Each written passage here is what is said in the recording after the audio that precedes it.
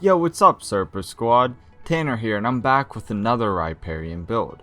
I was looking through my materials for inspiration and found this glass container. After that, the gears started turning, and I got the idea of what I wanted to make next. With the vision in mind, I proceeded to make a Foggy Riparium setup. As I said, this project will utilize this round container. It holds roughly a gallon of water. I also have an ultrasonic mist maker. This will allow me to create the foggy scene I've envisioned.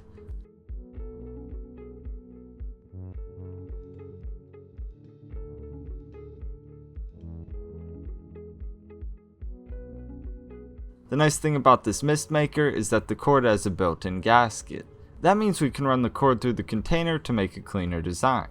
To get the job done, I equipped my drill with a diamond tip tool saw. I also got a ball of gray buff clay. What I did was mark a spot on the container where I wanted to drill the hole. A wall of clay was built up around the marking.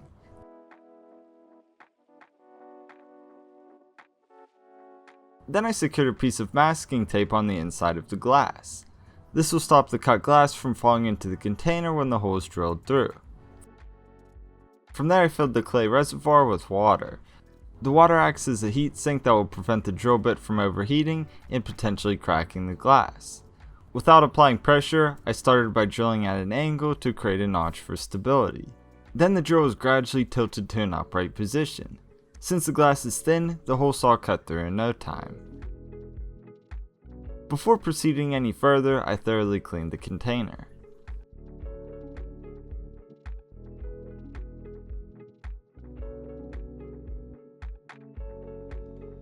Here's a better look at the hole. Again, this will allow the mist maker to feed through the container instead of over it.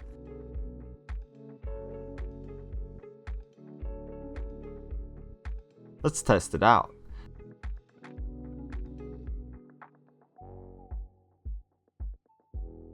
I don't know about you, but I think that looks really neat. From there I got a tube of GE Silicone 1 100% silicone. I discovered that the gasket didn't create a watertight seal, so I used this to seal it up and secure the mist maker to the bottom of the container. Everything was left to sit for 24 hours until the silicone cured. Now we can prep the container for the scape materials. To do the job, I have two types of knitting mesh and zip ties. These will be combined to make a cage for the mist maker. The long piece was rolled into a cylindrical shape and zip tied together. This was used as a guide to determine how small I should cut the round piece of mesh. The cylinder was cut to a shorter height and the round piece was zip tied to the top. I also cut a notch in the side so that it would fit over top of the cord. To keep it in place while I add the other components, I applied hot glue. This is not a permanent solution, but it's good for items that need temporarily secured. Let's test it out again. It looks good, but the mesh was hindering the mist. I cut a hole just above the atomizer to deal with this. In fact, if anything covers the top of the atomizer, the unit won't produce any mist. That's one of the reasons I had to make the mesh cage. It will also allow me to stack stones on top to conceal everything and divert the water that sprays out. Now let's go over the materials I'll be using in this setup. For Hardscape, I'm using river stones, pea pebbles, and Malaysian driftwood. My substrate consists of fluval stratum, which is a planted tank substrate, fine gravel, and quartz sand. The plants I have are Equisetum scarpoides contorta, Cryptanthus aculis jade, Photonia albovina skeleton, Hemigryphus raponda, flame moss, and Bucephalandra wavy green. To start, I put down a layer of fluval stratum around the knitting mesh. I used a wide brush to make a smooth slope into the background. A few river stones were used to transition into the land, keep the substrate in place, and to hide the mesh.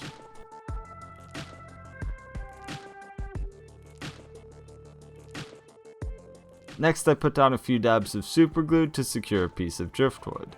Per usual, I'm using Gorilla Glue superglue gel.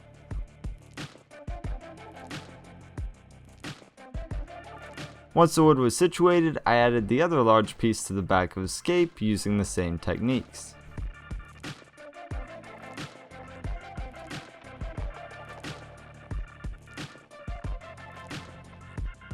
From there I worked in more stratum to build up the land and to add more media for the plants.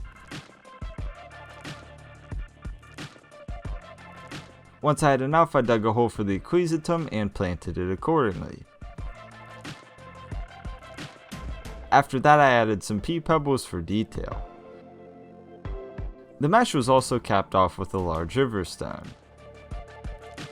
More stratum and stones were added to the left side of the setup. Things are really coming together, but I need to make sure that nothing is spilled into the mesh compartment. To block it off for the time being, it was covered with a ball of polyfill fluff. I proceeded to add even more stratum, which I evened out with my fan brush.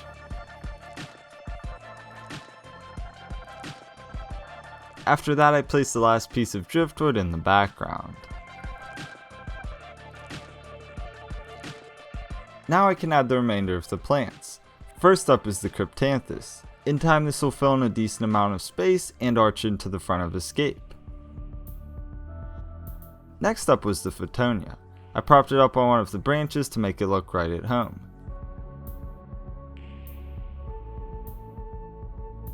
The last background plant was the Hemigraphis. With those plants situated, I topped everything off with a thin layer of pea pebbles. This made things much more cohesive since the stratum doesn't match the rest of the elements. Now that looks much better. Let's add the remainder of the substrate. First I added a few spoonfuls of sand and evened it out with a brush. Then a few spoonfuls of fine gravel were introduced. These really helped tie everything together and made the transitions more seamless. After that I proceeded to add tufts of moss throughout. These help soften everything up and make the aesthetic less rocky.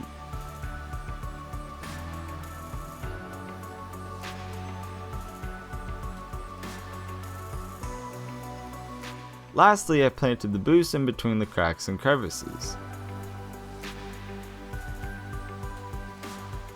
Everything is set up and ready to go, it just needs filled up with water.